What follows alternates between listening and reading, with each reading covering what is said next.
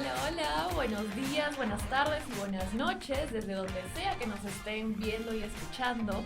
Mi nombre es Camila Craig y les doy la más cordial bienvenida a Chicas de Derecha, el podcast, el tan esperado podcast que hemos creado las chicas de ILAD Media.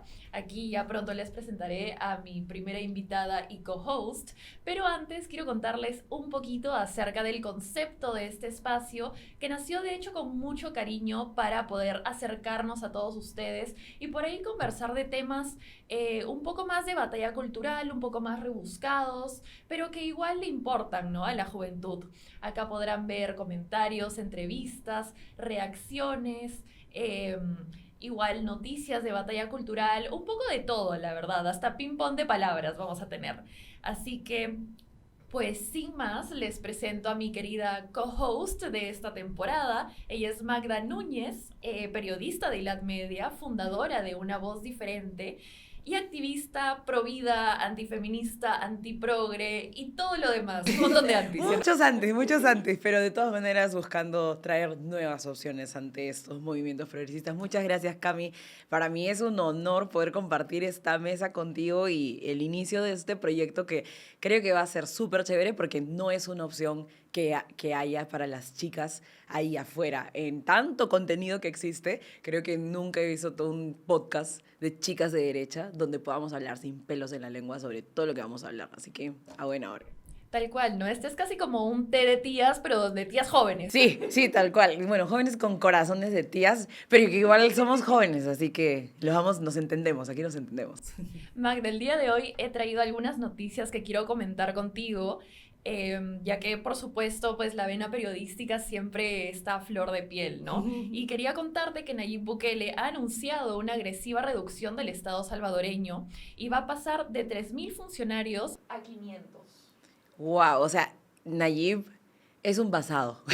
Es un basado. Yo digo, muy pocos se atreven realmente a tener este tipo de medidas, porque ciertamente, bueno, y con varias de las otras medidas que él ha tenido en su gobierno, es una que puede generar muchos cuestionamientos, porque si no se entiende lo que él ha comentado realmente, entonces las personas van a pensar que es una persona súper egoísta o un dictador, como bueno, algunos también lo pueden calificar, que en este caso está queriendo quitarle el trabajo a muchos salvadoreños. Pero creo que tienes ahí un material que vamos a ver para que pueda justamente aclarar un poco más esto, ¿verdad? Por supuesto, vamos a ver el video y regresamos con los comentarios. Vamos a pasar de 3.000 funcionarios a 500. Y sin contar los cargos de confianza. Gerente, secretario municipal, síndico, gerente legal, UASI, catastro, CAM, mercados, etcétera, asistentes, los asesores de los asesores. Todo eso se va a reducir. Entonces vamos a pasar de ahorrar prácticamente una decena de miles de plazas de confianza. No el que recoge la basura, no el jardinero, no. Plazas de confianza. Entonces, si la gente va a tener los mismos beneficios que antes, llámese una oficina cerca, el mismo precio de su partida de nacimiento, la misma cercanía con la autoridad local, porque ahora está el distrito que va a ser la parte cercana, más cercana a la autoridad local, si no va a tener que cambiar el DUI, no va a tener que cambiar, no va a cambiar las tasas, no va a cambiar los impuestos, no va a pagar más. Bueno, Magda, ¿qué apreciaciones, por favor? Mira, una de las cosas que más resalto de lo que menciona Bukele, y lo iba mencionando, o en todo caso es por lo que iba diciendo al inicio, antes de ver el video, era el hecho de que él menciona que esta reducción es específicamente con los cargos de confianza. Como dije, medidas como estas se van a malinterpretar y la gente siempre va a querer pensar lo que quiera, de eso de todas maneras, ¿no? Pero algunos podrían decir usarlo en su contra, creando una narrativa de que Bukele es un presidente abusivo que le quiere quitar los trabajos a los salvadoreños. Posiblemente este sea el titular de algunos medios incluso. Pero me parecía importante resaltar que es específicamente los cargos de confianza que él ha dicho, no cargos como jardinería o de pronto otros servicios, otros roles que podría necesitar también, ¿no?, el Estado, pero son los cargos de confianza y eso me dejó pensando que evidentemente creo que es imposible con 3.000 personas realmente mantener una confianza que se busca dentro de un gobierno para su mejor funcionamiento, porque ciertamente tomando tantas decisiones importantes se necesita confianza, ¿no? Creo que es mucho más sencillo tal vez mantenerla con un grupo más reducido como los 500 que él va a querer aplicar ahora que los 3000. Entonces me parece una medida que tiene mucho sentido. Claro, y de hecho, o sea, la reducción de la burocracia es el tema de fondo, ¿no? Porque también lo vemos aquí en el Perú, ¿no? Si alguien alguna vez ha entrado al Congreso, por ejemplo, ¿no? Y no quiero ser como una más de la que le tira hate al Congreso, pero vemos que en el Congreso trabaja un montón de personas, ¿no? Por ejemplo, cada congresista tiene como sus miles de asesores, por no decir un número concreto, porque pueden ir variando de congresista a congresista, pero tienen como que su gente de prensa, tienen sus asesores, tienen por ahí algunos consultores externos también, ¿no? Que no están full time. Eso dentro de todo el personal administrativo, también solo del Congreso. Entonces, haciendo un poco de búsqueda, encontré que en el Perú actualmente hay un poco más de 1,5 millones de personas trabajando para el Estado. No lo vemos en los resultados, ¿ah? O sea, Exacto. eso es lo que más me impacta. Yo creo que te estaba mencionando también que el número a mí me impacta porque uno pensaría, más cabezas piensan mejor, ¿no? O sea, más cabezas trabajan mejor juntas, pero parece que no necesariamente es el caso. Claro, más cosas se pueden hacer o más manos tenemos, ¿no? Para ejecutar. Pero no hay eficiencia, no hay eficacia y no hay resultados, porque con tanto tiempo, ¿no? Con diferentes gobiernos, simplemente vemos que todavía hay necesidades en nuestro país, en el Perú más profundo incluso, que no son atendidas precisamente. Uno de los temas, o sea, es la burocracia. Podemos hablar también de la corrupción, y con tantas personas, de hecho, es mucho más sencillo que la corrupción se expanda y no la podamos detectar o hacer el seguimiento, porque hay 1,5 millones de personas trabajando en el sector público. Eso lo vuelve más complicado. Claro, o sea que esto obviamente engloba como que gobierno central, gobiernos regionales, municipalidades, tal, pero igual sigue siendo un montón de gente. Y yo quisiera como recordar un poco, no sé, volver al pasado, porque, y obviamente me van a tildar de fujimorista y de todo por decir esto, pero uno de los primeros que intentó reducir el Estado peruano realmente fue Alberto Fujimori, ¿no? En su primer gobierno, lo cual creó pues algo así como a los precursores, ¿no? De la casta caviar. Porque claro, esta era toda una clase media, normalmente apristas, porque este estado elefantiásico nos lo dejó el primer gobierno de Alan García. Eh, y se creó pues esta supuesta clase media, pero que realmente obtenía todas sus ganancias del dinero de todos los peruanos en un estado que pues ya estaba quebrado en ese momento, ¿no? Entonces, cuando hablamos de más funcionarios públicos, también hablamos de una mayor carga para el contribuyente, ¿no? Y más impuestos que se van a necesitar pagar para mantener a toda esta clase política que realmente Dios sabe si sirven para algo, ¿no? Tal cual. Y aquí 2 puntos. Uno de ellos es que ni siquiera te aseguras de que realmente le va a llegar todo el sueldo que le merece, porque ya tenemos casos de congresistas mochasueldos que ni siquiera a su propio equipo les pagan como deberían. Entonces, ni siquiera reciben el pago, o se supone que los impuestos que nosotros brindamos al Estado no están siendo usados de la manera que debería ser, ¿no? Entonces, ¿para qué quieres más personas trabajando, por ejemplo, ¿no? Específicamente dentro de los despachos, de los equipos, de los congresistas, porque quieres más personas, o mantener un número así si ni siquiera se les va a poder pagar de la manera correcta, ¿no? Tal vez sería más eficiente tener una menor cantidad de personas, que no necesariamente reduce la calidad, tal vez por el contrario, la cantidad no siempre es igual que la calidad, entonces podría mejorarse por ese aspecto. Pero como segundo punto, es lamentable porque también dentro de este 1,5 millones de personas, yo creo de verdad, porque además conozco personalmente a muchas personas que sí están yendo a hacer una buena chamba, una chamba honesta, y que quieren aportar al desarrollo de su país, y encuentran que a través de, no sé, aplicando sus habilidades y talentos en el sector público, lo pueden hacer, pero lamentablemente se encuentran en este ambiente en el cual está difícil de verdad poder hacer las cosas bien, o en todo caso generar un cambio positivo como uno esperaría. Creo que también dentro de ese mismo sector reciben injusticias ellos mismos, entonces lamentablemente tenemos que englobar, ¿no?, a todas estas personas, pero también creo que medidas como las de Bukele ayuda a que las personas que de verdad se merecen estar ahí y que van a hacer un buen trabajo sean realmente reconocidas y se ganen esos puestos, porque como son menos, sería más difícil ganárselos, ¿no? Claro, como te mencionaba también el ejemplo anterior, ¿no? O sea, le hicimos esta pregunta a los chicos de ILAD Media, bueno, a todos nuestros seguidores en realidad a través de las distintas redes sociales, de quién consideraban que era el mejor presidente de la historia y muchísimos respondieron Fujimori, pero ¿por qué? Porque hizo infraestructura, porque venció al terrorismo, porque hizo una serie de cosas que un montón de gobiernos anteriormente no habían podido hacer por más gente que tuvieran trabajando para ellos en el Estado, ¿no? Entonces es como irónico ver a estos gobiernos como o el de Fujimori o ahora el de Bukele o también el de Milei, ¿no? Que reducen más bien el Estado y son mucho más eficientes. Es como paradójico, pero es la realidad, o sea, es lo que los datos nos están diciendo, ¿no? Y la historia también. Tal cual, y de hecho que lo mencionabas con el tema de Milei, justamente, yo no sé si aquí pues todos seguirán, pero los invito a que lo sigan porque es súper chévere su cuenta de TikTok de el vocero de la Casa Rosada, que justamente tenía un TikTok donde le explicaba o le respondía más bien a una persona, a un periodista, ¿no?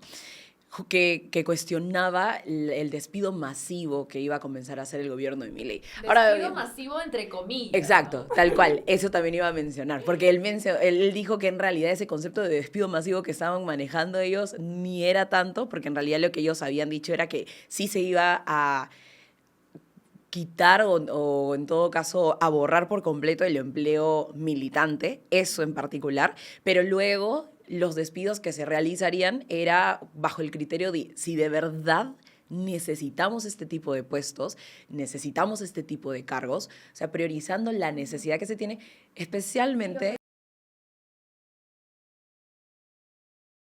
Sí, tal cual, especialmente en un contexto en el cual, por ejemplo, se encuentra Argentina, que está sufriendo terriblemente en la economía y es uno de los puntos que se espera que el gobierno de Milei sepa responder mejor.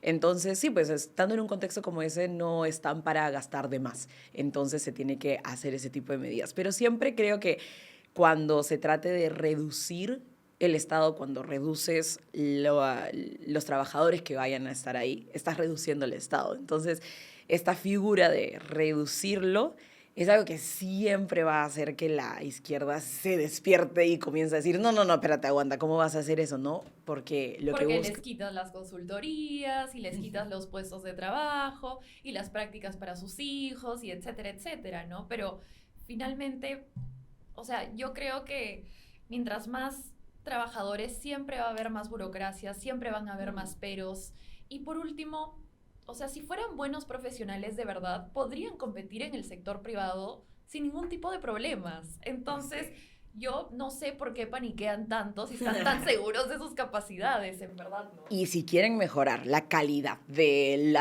los trabajadores que están dentro del sector público y que se vuelva un sector competitivo también, el hecho de tener menos, digamos, menos personal, como lo mencionaba, ¿no? Realmente hace que se tengan que ganar mejor los puestos de trabajo y además también permitiría tal vez que el sueldo que se les brinde a la menor cantidad de trabajadores, ¿no? Porque ya no tienes que repartirlo entre 1,5 millones de personas en el caso de Perú, ¿no? O sea, en el caso de Bukele ya no tienes que repartirlo entre 3,000 personas, sino entre 500. Es posible que incluso el sueldo de algunos de estos cargos incremente y eso hace que se vuelva más competitivo. Y creo yo incluso más competitivo respecto a lo que te darían puestos similares dentro del sector privado. Y tal vez eso ayude a que mejores profesionales que hoy en día, por el sueldo que tal vez le pueden pagar en el sector público y por todos los riesgos que implica estar en el sector público, deciden no ni siquiera pensar estar involucrados ahí, podría ser que comiencen a decir, oye, mira, sí podría pensar, ¿no? Me parece que para mí, ¿no? Como persona, como profesional,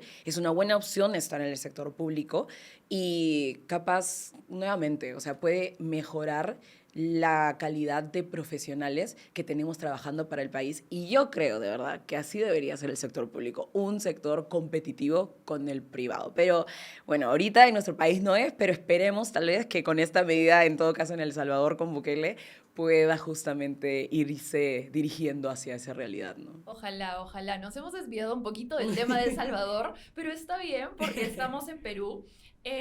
Pero también quiero contarte que ya que estabas hablando de que el privado compita con el público y que todos puedan pues ofrecer un mejor servicio al fin y al cabo, Javier Milei acaba de oficializar el programa de vouchers educativos para familias que no puedan pagar los aumentos que se están suscitando en los colegios privados.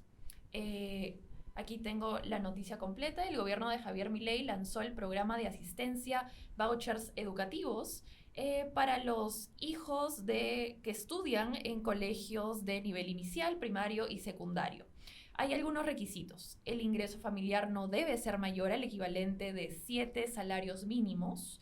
Y es importante recalcar que el voucher también tiene un tope máximo por hijo, ¿no? Entonces, a mí me pareció súper importante que Milei oficializara esto.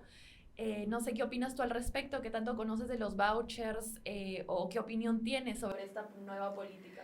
Para ser totalmente honesta, yo recién me vengo a enterar un poco más de esta propuesta de los vouchers educativos, recién el año pasado, a través de unas conferencias a las que fui y comencé a escuchar ponencias que lo explicaban y cómo sería aplicado aquí en Perú. Entonces, me pareció muy interesante porque creo que uno de los puntos que más se resalta y que posiblemente ahora explicaremos añadiendo más detalles de la noticia, es que le da la potestad a los padres de poder realmente ver cómo invertir en la educación de sus hijos, quienes son los primeros encargados justamente de la educación de sus hijos, son los padres. Entonces les devuelves a ellos esa responsabilidad y no dejas a tus hijos a merced del Estado y lamentablemente, por como vemos cómo se encuentra la educación pública, y no creo que solamente en nuestro país, ¿no? O sea, si esto se aplica en otros países es porque la situación posiblemente sea un poco similar. Entonces, creo que también eso nos ayuda a...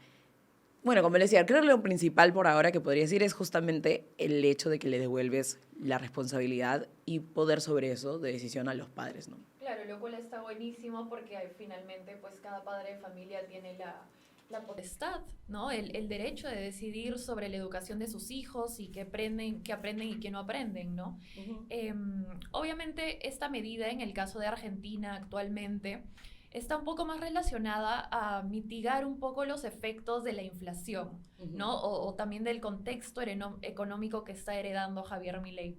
Pero en general la discusión de los vouchers educativos a mí me parece muy interesante porque cuando ILAT recién comenzaba en sus primeras etapas, nos propusimos hacer un estudio, ¿no? Una investigación acerca de la viabilidad de implementar los vouchers educativos en el Perú. Y los resultados, a muy grandes rasgos, dieron a conocer que sí se podía implementar. Esto, por supuesto, hicimos un plan piloto en Chorrillos y vimos un paso a paso de implementación de manera progresiva, ¿no? Pero la correcta progresiva. Claro, claro. O sea, progresiva, no progresista. Ojo al dato. Entonces, para quienes nos están viendo o escuchando y de repente no conocen mucho acerca del sistema de vouchers educativos, lo voy a resumir como a muy grandes rasgos, ¿no? El sistema de vouchers fue creado por el Premio Nobel de Economía Milton Friedman y es un método que implicaría que el Estado deje de operar las escuelas públicas y a cambio subsidie la demanda a través de bonos educativos o vouchers, ¿no? A cada padre de familia, por supuesto. Entonces, es básicamente, pues yo como Estado admito mi incapacidad de operar las escuelas y digo, ok, lo que me voy a gastar al año por alumno, se lo doy a los padres, ¿no? Por cada alumno, por cada chico que esté en edad escolar.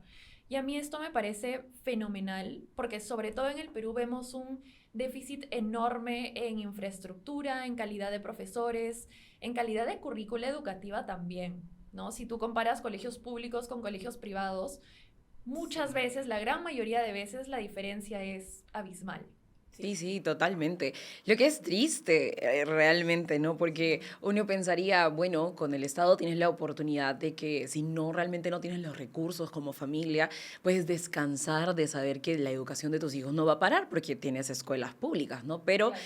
a ver, no para, pero no avanza de la manera que debería avanzar, ¿no? Y lamentablemente algunos de ellos se encuentran en desnivel. Ahora bien, creo que, digamos, en provincia, por ejemplo, hay muchos jovencitos que pese a esa realidad buscan otras maneras, buscan otros recursos para poder seguir formándose. Yo creo que salen chicos muy talentosos también de estos colegios, pero son, creo, principalmente porque su familia los impulsa a buscar otras maneras o seguir esforzándose, seguir buscando más para ellos formarse que lo que que las herramientas que el Estado les brinda, ¿no? Porque ciertamente, si hablamos de infraestructura, por ejemplo, con datos del 2022, de los más de 54.000 colegios del estado que tenemos aquí en Perú, más de 21.000 se encuentran en decadencia.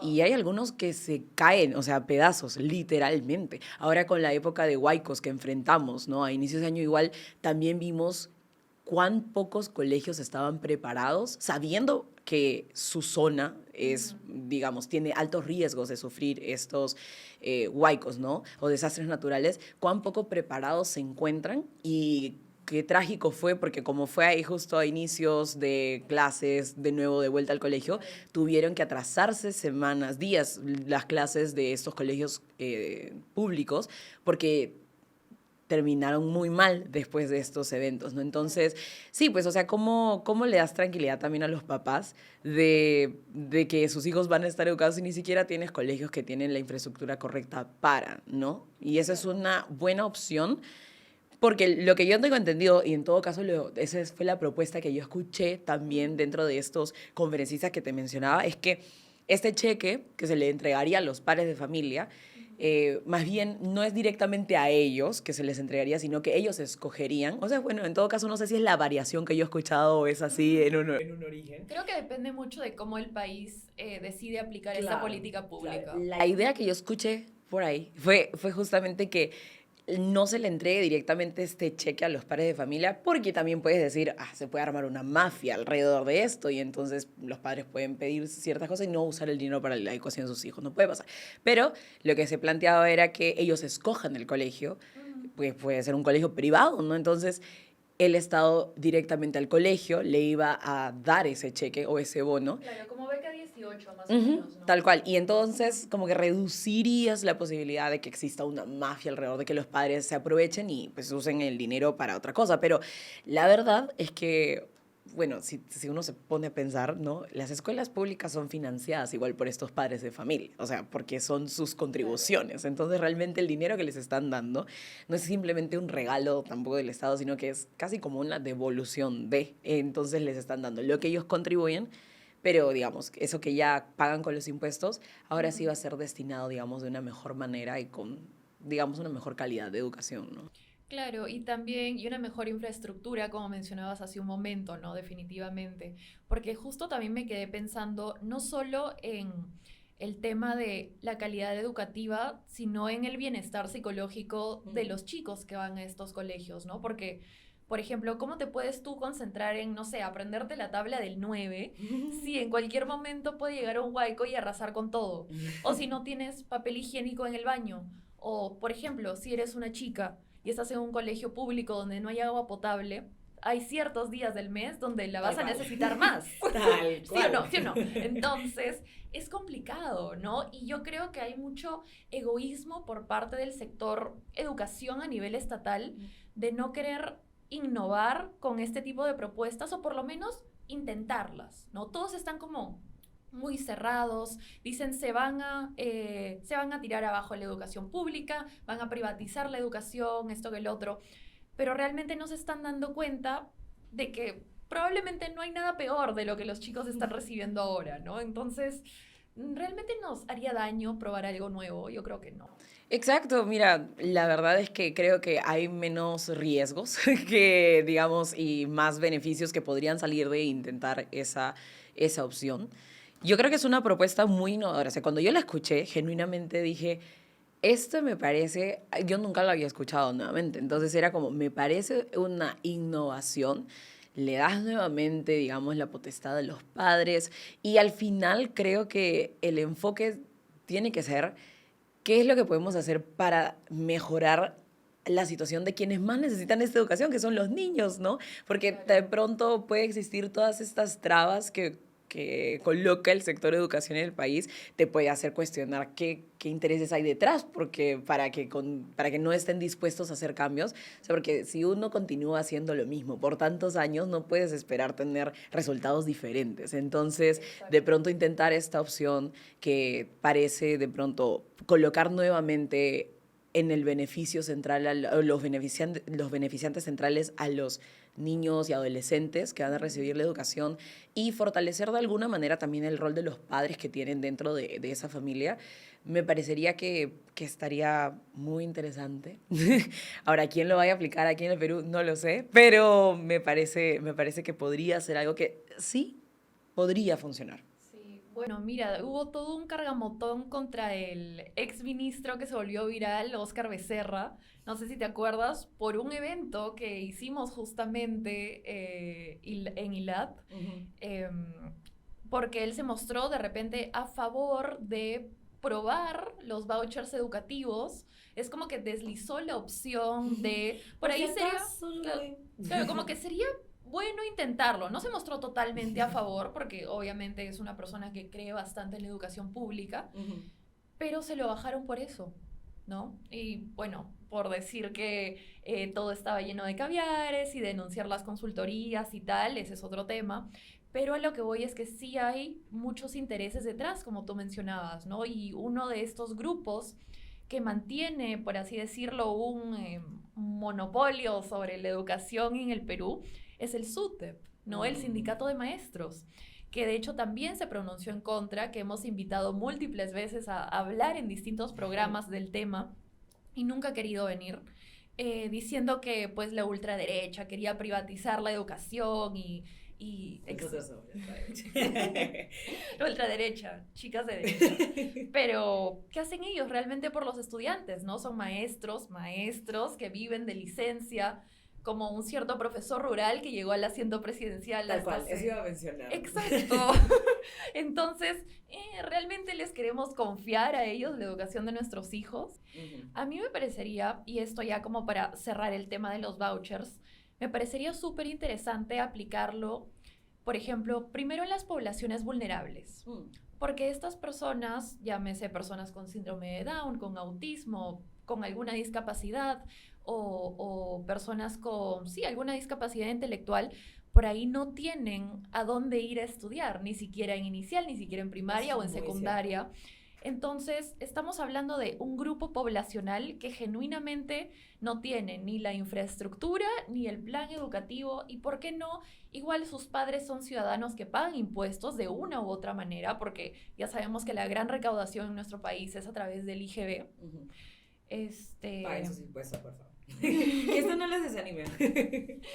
Pero a mí sí me parecería súper importante que darles a estas personas la oportunidad de estudiar, porque sí hay pues varios colegios para chicos con necesidades diferentes. Especializados. Claro, especializados, por ahí unos más caros, otros menos caros, pero hay opciones privadas para el desarrollo de estas personas, cosa que a nivel estatal lamentablemente no existe. Y estamos, o sea, aquí no es por ser mala o por tirarle, o sea, tierrita al Estado, no, simplemente es una realidad que no hay y a ver cómo lo solucionamos, ¿no? A mí sí me parecería interesante que alguien en el Congreso pueda de repente proponer, no sé si algún congresista me está escuchando y quiere recoger esta idea para las personas con capacidades diferentes, pero sí sería una población interesante en la cual aplicar el sistema de vouchers, ya que es como un caso muy particular, es un caso muy especial y donde genuinamente, pues, si estas personas no reciben, digamos, la intervención temprana que necesitan o no reciben una educación de calidad conforme a sus capacidades, pues es muy difícil que avancen, ¿no? Entonces, sí, yo dejo eso sobre la mesa, a mí me parecería una buena iniciativa. Bueno, gente, esa es una verdadera propuesta, eso es verdadera inclusión, no como nos pintan los progres, esta sí es una propuesta de verdadera inclusión. Oye, y hablando de inclusión y de progres, quiero contarte, no sé si has visto la noticia de que la Municipalidad de Lima ha presentado una solicitud al Ministerio de Cultura para demoler el pseudomonumento del Ojo que Llora. Cuéntanos un poco más, Cami, de qué se trata este monumento y qué se supone que llora. Bueno, esta solicitud originalmente fue emitida por la Asociación de Familiares de Víctimas del Terrorismo y los Patriotas del Perú, ya que el Ojo que Llora sería un monumento que pues no representa a las verdaderas víctimas de este periodo histórico y sería constantemente utilizado políticamente por la izquierda para nutrir sus narrativas revictimizantes, ¿no? O relativistas de este periodo histórico. Por otro lado, también el congresista Alejandro Cabero, de Avanza País, ha presentado un proyecto de ley para derogar la resolución del Ministerio de Cultura con el que se le declaró a este monumento patrimonio cultural. Y acerca de todo ello, yo pues me puse a investigar un poquito más para poder criticar con fundamento al Ojo que Llora y a todos los caviares que lloran también por este ojo, dicho sea de paso, ¿no? Entonces, buscando acerca del Ojo que Llora, me encontré con este artículo del gran Luciano Reboredo, dueño de La Abeja, fundador de La Abeja, un portal web que tiene artículos muy interesantes también, que es recomendado a uno, que si les gusta todo el tema de batalla cultural tienen que conocer. Y bueno, nada, él comentaba acerca de cómo estos sitios de la memoria son utilizados por la izquierda como una estrategia también para perpetuar sus narrativas, ¿no? Y no solo recomiendo leer este artículo por el análisis que hay detrás, sino también porque nos da hechos concretos y nos cuenta quién es la persona que declaró este pseudomonumento como patrimonio cultural. Y pues se trata de Gisela Ortiz, que es una conocida activista y también ministra de Pedro Castillo, el presidente pro-terrorista, que no nos sorprende que haya pues hecho esta declaración. Y esta es pues el tipo de gente que viene a darnos cátedra sobre conflicto de interés y moralidad, ¿no? Finalmente, porque Gisela Ortiz, como te comentaba, es activista y pertenece a la asociación que mandó a construir el Ojo que Llora. Sorprende, sorpresa, no creo. Y la verdad es que uno tiene que conocer quién está detrás del financiamiento para conocer realmente las verdaderas intenciones que hay detrás. Bueno, en este caso de monumentos como estos, ¿no? Exacto, y apenas entró pues a ser ministra, lo primero que hizo fue declararlo como patrimonio cultural por sus propios intereses, ¿no? Lo cual no sorprende, pero sí deja un sinsabor y a la vez tengo que ser optimista, me alegra mucho que tanto desde el Congreso como desde la municipalidad se esté pues intentando dar la batalla, ¿no? Y no caer en las narrativas del conflicto armado interno, el periodo de violencia. No sé si tú ya sabías todo esto, por ejemplo, de Gisela Ortiz, que yo recién me enteré ayer. Lo de Gisela no, y como tú dices, sí deja ese sinsabor, porque luego dices... Es más de lo mismo, creo yo, ¿no? Muchas veces te das cuenta de quiénes están detrás de.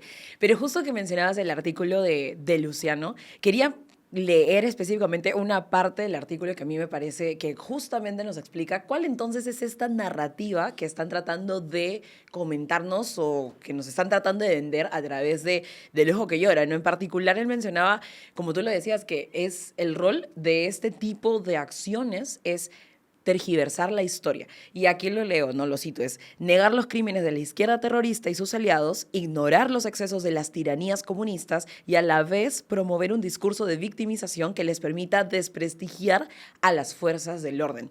Y yo creo que esto es clave, súper clave, porque es así como opera la izquierda. Y ya estamos en un punto en el cual no podemos permitir que nos sigan engañando. Tenemos que tener los ojos bien abiertos, no llorando, sino teniéndolos bien abiertos para darnos cuenta de cómo opera la izquierda. Y es así, agarran una causa social que muchas veces está particularmente ligada a un aspecto que genera como resentimiento dentro de la sociedad y en la época del terrorismo y es particularmente, digamos, de las personas que se supone se conmemoran también dentro de este monumento que tal vez han sido abusadas también por fuerzas del poder. O sea, es que lo que te explican o digamos la justificación de por qué existe el monumento. Entonces tú puedes notar, de todas maneras, son cosas que lamentablemente sí han pasado, claro. Pero entonces la izquierda dice, ok, me agarro de esas cositas.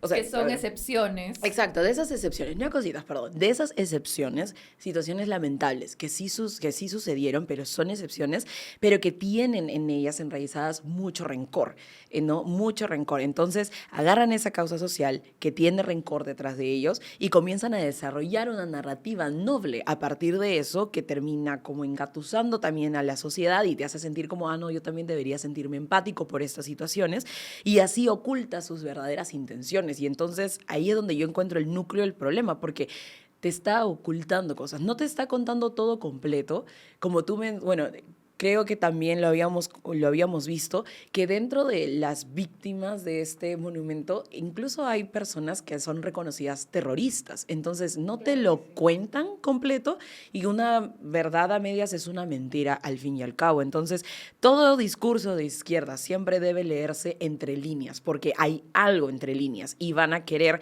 agarrar, digamos, nos van a querer agarrar de ingenuos.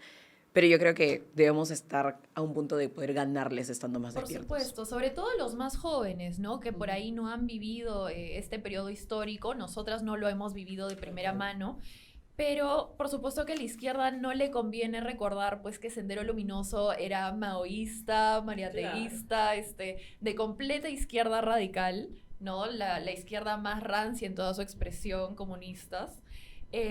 Y por eso tratan de echarle la culpa de todo al Estado peruano, a las fuerzas del orden, al gobierno de Alberto Fujimori, que dentro de todo fue un gobierno pues más o menos con tendencias liberales, ¿no? De derechas y tal. Entonces, sí, y que supo ponerle el freno a la situación que necesitábamos salir de esa Exacto. situación. O sea, yo de verdad espero que nunca lleguemos a un punto en el que las siguientes generaciones de aquí a 20 años piensen que no hubiera sido tan grave no salir de la situación que empezó en los 80, que explotó en los 80 en nuestro país con el terrorismo. No, se tiene que tener bien claro que ese es un periodo que queda en la historia, pero queda para aprender y nunca regresar ahí, ¿no? Entonces, que este tipo de monumentos o este tipo de casos, lamentablemente lo que hace es minimizar el efecto que tiene de no contar la verdad completa de la época del terrorismo. Y ahorita no veremos las consecuencias de eso, pero de aquí a unas generaciones más adelante sí vamos a ver los terribles efectos que va a tener no contar la historia real y completa a las nuevas generaciones, ¿no? Pero también queremos saber sus opiniones acerca del ojo que llora, así que si están de acuerdo con nosotras y también quieren la demolición de ese monumento que hace alabanza a terroristas junto con víctimas reales que los pone en el mismo nivel, cuéntanos en los comentarios, likea este video, suscríbete, apoya a las chicas de derecha que están acá dando la cara, diciendo las cosas como son. Y bueno, para terminar un poco este episodio en una nota más alegre, más optimista, Magda tiene un anuncio importante que hacernos porque hoy es un día muy especial. Un día que como pocas fechas nos representa casi al 100% a todos los peruanos. Y lo digo así porque si tú me estás viendo, y creo que todos compartimos esto, que se nos respetó el derecho a vivir. Y por eso digo que es una de las pocas fechas que de verdad nos puede representar a todos juntos. ¿Qué fecha estoy hablando? Es el Día Internacional del Niño por Nacer. Una fecha muy, muy chévere que a nivel internacional se celebra desde hace más de 30 años. Y curiosamente, los dos países que voy a mencionar como parte hitos de esta fecha, de este origen del Día del Niño por Nacer, están relacionados con las noticias que tenemos, porque de hecho hace 30 años esto empezó en El Salvador, en un país que parecer pues no era de Bukele, pero tenía visión. Visionarios los salvadoreños. Tal cual. Y además, en 1998, por decreto, ¿no? Ya por decreto, el primer país sudamericano que comenzó a celebrar esta fecha fue justamente Argentina. No te creo, pero qué gran debut el nuestro. Bueno, entonces, y en Perú, ya para llevarlo un poquito más a la esfera nacional, en Perú, a partir de 2002, a través de la ley número 27654, es que se aprueba que todo 25 de marzo de cada año es que nosotros vamos a celebrar también aquí, a nivel nacional, el Día del Niño por Nacer. Y ustedes se preguntarán, ¿por qué tendremos que celebrar esta fecha en particular, no? Bueno, yo encuentro dos razones principales de importancia por las cuales podemos celebrar. La primera, y esto ya lo hemos hablado específicamente en la noticia anterior, es con el tema de las narrativas. La izquierda es un as, o sea, en poder desarrollar nuevas narrativas. Tienen talento, no se los negamos. Tienen talento Sí. para las narrativas e historias y ficciones. Y ficciones particularmente, porque en la verdad es que sus argumentos se basan en mentiras, ¿no? Entonces, pero te las venden bonito. Entonces, tienen tantas fechas especiales para ellos, ¿no? Por ejemplo, como el mes del orgullo, que ya ni siquiera es un día, o sea, ahora es... ¿Se acuerdan cuando era solo un día, el Día del Orgullo? Ahora es todo un mes y es el mes de mi cumpleaños. Pi, pi, pi. No, pero en realidad sí, pues, no, o sea, tú te pones a pensar, tienen todo un mes para seguir impulsando estos movimientos, estas narrativas. ¿Por qué nosotros, teniendo un día que ya lo tenemos como ley, incluso en nuestro país, que se está para celebrar, no lo aprovechamos de la misma manera? No, y les arde, y les duele, y dicen como, oh, este día la ultraderecha lo ha impuesto para, no sé, perpetuar los embarazos adolescentes, que por ahí vi en una plataforma que hacía un poco de difamación a un proyecto de ley muy bueno, dicho sea de paso.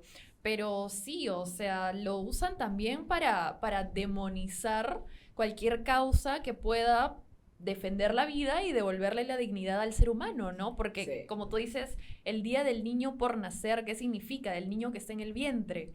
Y eso implica que la vida comienza antes del nacimiento. Exacto, y es una verdad que les roza muchísimo, pero es una verdad al fin y al cabo. Entonces, sí, nosotros como derecha y como chicas de derecha, lo que vamos a comenzar a hacer, esforzarnos, es por ahora nosotros construir nuestras narrativas, que no es tan complicado si nos ponemos a pensar que nosotras lo que hacemos es contar la verdad. Entonces, nosotras no vamos a venir a engañar a nadie, son base en datos, hechos científicos, en la verdad. Entonces, sí, como tal vez para animarlos a ustedes también como derecha tenemos que dejar de ser solamente reaccionarios, sino también traer propuestas. Entonces, aprovechen esta fecha, esta efemérides que nos recuerda y nos anima a celebrar el derecho más importante y fundamental de todo ser humano, porque sin él no tendríamos otro derecho, que es el derecho a la vida. Y como segundo punto de por qué creo que es importante celebrar esta fecha es justamente porque lamentablemente hoy en día tal vez los niños que se encuentran en más riesgo, niñas y niños, son precisamente los niños por nacer, los no nacidos, porque ahora el lugar donde debería ser de mayor protección, que es el vientre de su madre, donde por supuesto no pueden ellos depender de sí mismos para nada, digamos, justamente es el vientre de su mamá. Y es muy triste pensar que esa situación es así.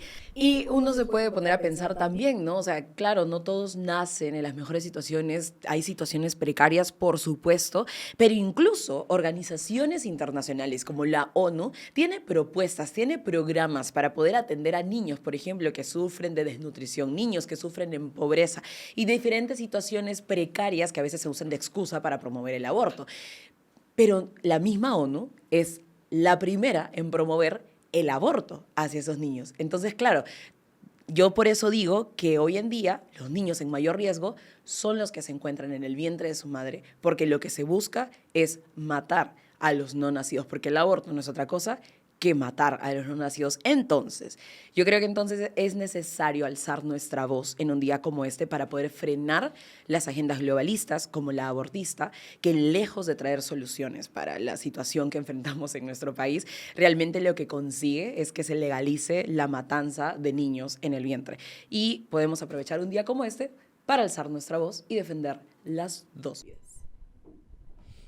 Así es, wow, qué profunda reflexión y qué importante, ¿no? Porque a veces nos olvidamos que el ser humano tiene dignidad en todas sus etapas, sobre todo al día de hoy donde todo está completamente relativizado, ¿no? En el que te venden ideas como tu cuerpo, tus reglas, pero por ahí pues las mujeres estamos un poco confundidas, ¿no? Respecto a qué es lo que hay en nuestros vientres una vez que salimos embarazadas. No es un puñado de células, no es un coágulo, no es una cosa amorfa que no tiene signos vitales, no, es una criaturita que necesita protección y que puede ser potencialmente un ser humano importantísimo, puede llegar a ser un congresista, un político, un artista, o sea, tú nunca sabes realmente, ¿no? Y no porque alguien tenga o alguien haya nacido en situaciones menos favorables que otras, significa que esa vida ya no tiene sentido o que esa vida va a ser miserable por siempre. Tal cual, y como tú dices, aún si, por ejemplo, no sé, pues no llegaras a tener en tu vientre al próximo presidente del Perú, que sí nos va a ayudar, no como los presidentes que hemos tenido últimamente, en los últimos años, pero aún si no fuera así, aún si fuera un ciudadano de a pie, vamos a llamarlo, toda vida tiene valor intrínseco y toda vida merece, tiene derecho a tener esa dignidad y finalmente toda persona tiene derecho a vivir. Nadie tiene derecho a matar, por el contrario, tampoco, ¿no? Entonces, sí, es una fecha que me encanta que la podamos tener a nivel nacional reconocida como tal y hemos tenido congresistas que se han esforzado muchísimo por hacer que esta fecha sea valorada como debe ser. Así que, pues nosotros sumémonos, ¿no? Sumémonos a esos esfuerzos. Así es, y a propósito de ello también se va a iluminar el Congreso de la República, tengo entendido, sí. ¿Cierto? En un evento que lo está organizando el despacho del congresista Alejandro Muñante, Luz y Vida. Se va a colocar el frontis del Congreso de color celeste. De hecho, bueno, igual la semana pasada hubo un evento organizado por el despacho de la congresista Milagros Aguayo, con un panel muy, muy bueno. Aquí Ila también tuvo su participación con el gran periodista Diego Acuña. Entonces, hemos estado en un fin de semana lleno de celebraciones y hoy ya pues cerramos con la iluminación del Congreso. Con broche de oro como tiene que ser.